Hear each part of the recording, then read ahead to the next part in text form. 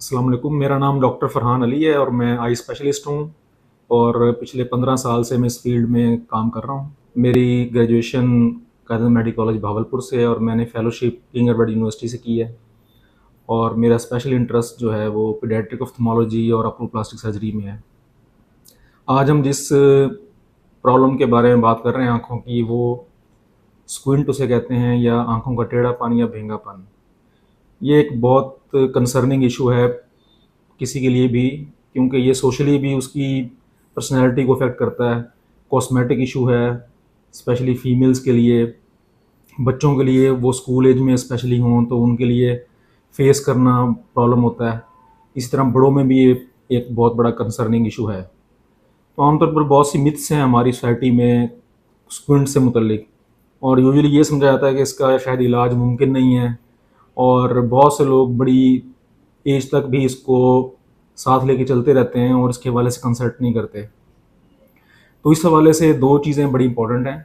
एक तो ये है कि ये बच्चों में अगर स्क्विंट हो तो वो हमारे लिए ज़्यादा कंसर्निंग होता है, क्योंकि जो नज़र के बनने का अमल होता है, बच्चे की विजन डेवलप होने की जो एज है वो पहले 5-6 साल होती है। और ख़ास तौर पर जो बाइनोकुलर विजन यानी कि दोनों आँखों से हम जो इकट्ठे देखते हैं, उसके डेवलप होने की एज 2.5 से 3 साल है। तो बच्चों में आँखों में अगर उनके स्क्विंट है या वो आँख टेढ़ी करते हैं देखते हुए, तो ये इसका चेकअप और इसका ट्रीटमेंट ये 2 साल से पहले पहले होना चाहिए, 3 साल की एज से पहले पहले होना चाहिए, क्योंकि बहुत सारे ट्रीटमेंट ऐसे हैं जो इसी एज में मुमकिन है। जैसे अगर बच्चे में कोई उसको ग्लासेस का इशू है तो उसको लगाने से बच्चे की नज़र भी ठीक हो सकती है और उसका टेढ़ापन भी ठीक हो सकता है। ऐसी अगर खुदा ना खास्ता बच्चे में कोई कैटरेक्ट है, सफ़ेद मोती है जो कि पैदाइशी तौर पर हो सकता है, तो उसका ट्रीटमेंट फ़ौरी तौर पर ज़रूरी है। ऐसे ही बच्चे में समटाइम्स कोई ख़तरनाक ट्यूमर्स भी आँख में ऐसे हैं जो कि 3 साल की एज के आसपास बनते हैं आँख में, और वो बच्चों में प्रॉब्लम जो शुरू होती है वो स्क्विंट की शक्ल में ही होती है। तो बच्चे की नज़र बनने से लेकर उसकी दोनों आँखों की अलाइनमेंट और उसके लाइफ सेविंग जो कुछ चीज़ें हैं वो इसी एज में मुतासर करती हैं। तो बच्चों के लिए स्पेशली ज़रूरी है, पेरेंट्स के लिए, कि वो ट्रीटमेंट को डिले ना करें। जो आमतौर पर एक कॉन्सेप्ट है कि बच्चे की आंखों में टेढ़ापन है ये खुद ही ठीक हो जाएगा वक्त के साथ, ऐसा नहीं है।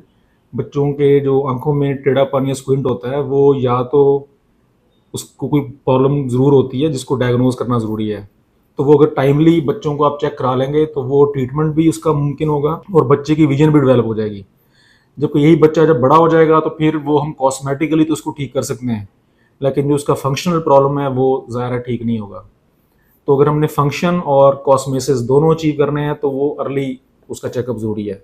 इस तरह बड़ी उम्र के लोगों में भी स्क्विंट हो सकता है, लेट एज में डेवलप हो सकता है, और उसमें बहुत सी रीज़न में जैसे आँख में चोट लगने से हो सकता है, या जिनको ब्लड प्रेशर या शुगर हो उनके अंदर भी अचानक छोटा सा स्ट्रोक हुआ ब्रेन में तो उससे भी आँखों में टेढ़ापन डेवलप हो सकता है। तो ये चीज़ें ज़ाहिर करती हैं कि वो उस पेशेंट का चेकअप बड़ा ज़रूरी है।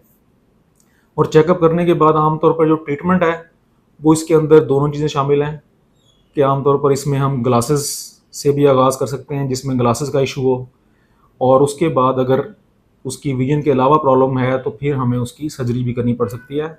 और आमतौर पर ज़्यादातर केसेस में सर्जरी के बहुत अच्छे रिजल्ट्स हैं, और अगर अलाइनमेंट अचीव हो जाती है तो पेशेंट की लाइफ बहुत चेंज हो जाती है, उसके लिए सोशली फेस करना आसान हो जाता है, उसकी पर्सनैलिटी चेंज हो जाती है। तो स्क्विंट के हवाले से ये जानना ज़रूरी है कि ये एक काबिल इलाज प्रॉब्लम है, इसका ट्रीटमेंट पॉसिबल है और कोई ऐसा बड़ा रिस्क उसके अंदर इन्वॉल्व नहीं है, और सिंपल प्रोसीजर से लेकर ग्लासेस से लेकर और फिर सर्जरी तक तमाम ऑप्शंस अवेलेबल हैं। तो इसलिए हमें कोई भी अपनी फैमिली में आस-पास किसी छोटी उम्र में या बड़ी उम्र में किसी को भी स्क्विंट हो तो उसका टाइमली चेकअप किसी स्पेशलिस्ट से करवाएँगे तो उसका ट्रीटमेंट और उसकी जो रिहैबिलिटेशन है वो दोनों पॉसिबल है। Thank you.